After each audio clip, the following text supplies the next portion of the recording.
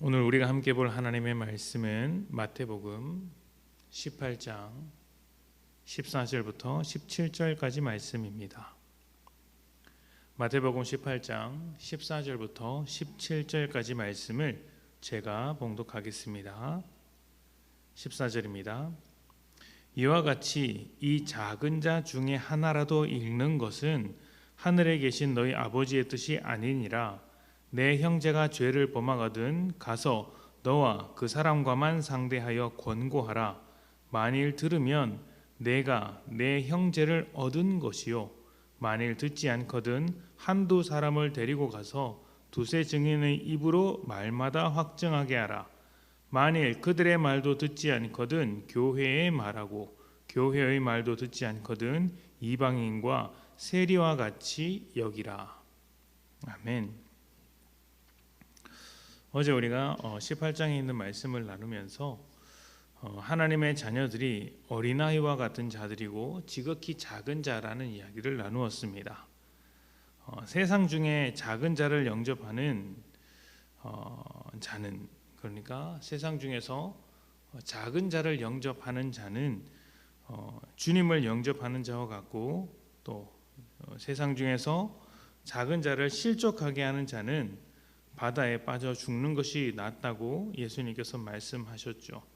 이것은 오늘 14절에 나오는 말씀과 같은 맥락에 있는 이야기라고 할 수 있습니다. 이와 같이 작은 자 중에 하나라도 잃어버리는 것은 하나님의 뜻이 아니다. 작은 자 중에 하나라도 잃어버리는 것은 하나님의 뜻이 아니다. 그래서 예수님은 우리가 세상으로부터 영접받지 못할지라도 끝까지 동행해 주시고 돌보아 주십니다. 목자가 잃어버린 양을 끝까지 찾으러 다니듯이 우리를 절대로 포기하지 않는다는 것이죠. 자, 그렇다면 우리는 어떻게 해야겠습니까? 주님께서 우리를 끝까지 포기하지 않는다면, 주님께서 소중하게 여기시는 작은 자를, 어린 양과 같은 이러한 존재들을 버리지 않는다면 우리 역시 그러한 자들에 대해서 어떻게 대해야 하겠습니까? 어린 양과 같은 작은 자들이 우리 자신이라면 나와 함께한 교회, 그 교회 공동체의 모든 사람들도 그렇게 여겨야 하겠죠. 주님께서 소중하게 여겨주시니 우리도 사람들을 소중하게 여기는 것입니다. 이 문제가 제일 자주 걸릴 때가 언제냐면 내가 피해를 입고 억울한 일을 당했을 때입니다.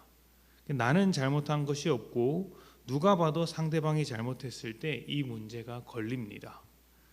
과연 우리는 이 작은 자 중에 하나라도 잃어버리지 않기를 바라시는 하나님의 뜻 앞에서 어떻게 하는 것이 옳고 선한 일일까요? 세상은 당한 만큼 갚아주는 것이 정의라고 합니다. 복수하는 것이 옳다고 이야기를 합니다. 그래서 드라마나 영화의 내용을 가만히 보고 있으면 다 복수하는 내용입니다. 심판을 내리는 것이죠.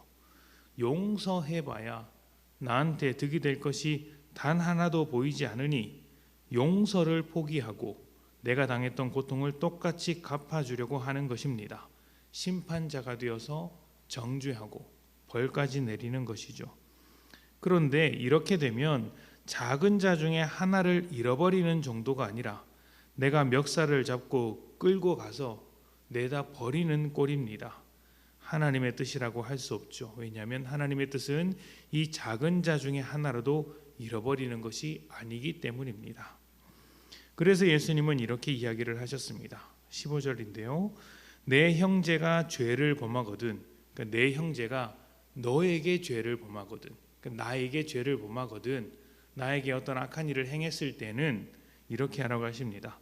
내 형제가 죄를 범하거든 가서 너와 그 사람과만 상대하여 권고하라. 만일 들으면 내가 내 형제를 얻은 것이요, 만일 듣지 않거든 한두 사람을 데리고 가서 두세 증인으로 말마다 확증하게 하라.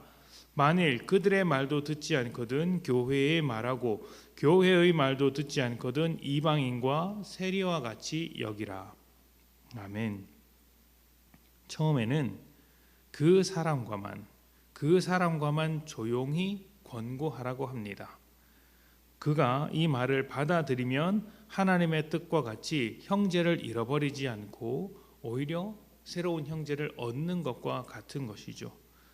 그런데 그 말을 듣지 않으면 한두 사람을 데리고 가서 말을 하고, 그래도 듣지 않으면 교회를 통해서 이야기를 하고, 그래도 안 들으면 어떻게 됩니까?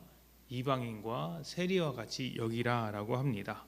다시 말하면 신경 쓰지 말라는 것이죠. 왜냐하면 이 당시에 이스라엘 사람들은 이방인이나 세리들과 소통하지 않았기 때문이죠. 그냥 없는 사람 취급을 했는데, 그런 것처럼 너희도 신경 쓰지 말고 호기하고 그냥 그렇게 잊고 살아라, 이렇게 이야기를 하시는 것입니다.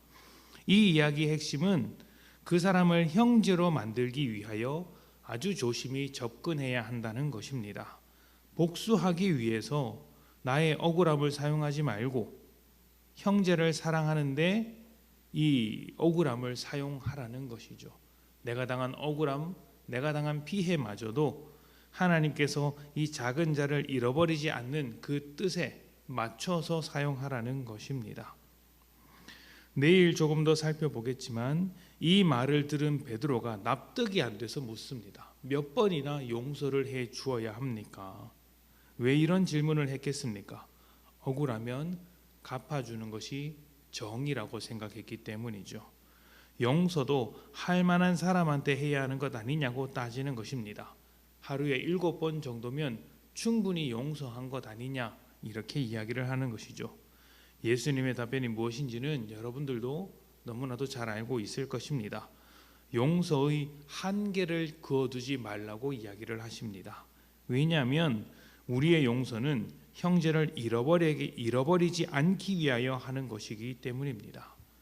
그가 받아줄 때까지, 그가 나의 용서를 품고 변화될 때까지 계속해서 용서해 주라고 이야기를 하는 것이죠. 자, 이 이야기는 교회 공동체 안에서 이루어지는 이야기입니다.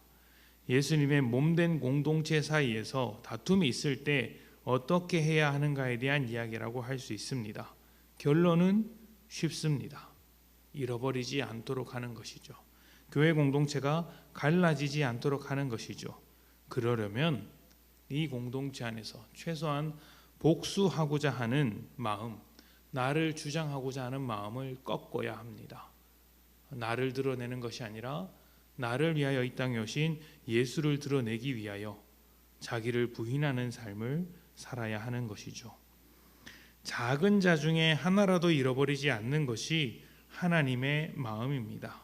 여러분은 잃어버리는 자가 되겠습니까? 아니면 되찾는 자가 되겠습니까? 우리의 정의, 우리의 옳음을 억울함을 푸는 데 사용하는 것이 아니라 생명을 살리는 데 두셨으면 좋겠습니다. 무엇이 옳은가?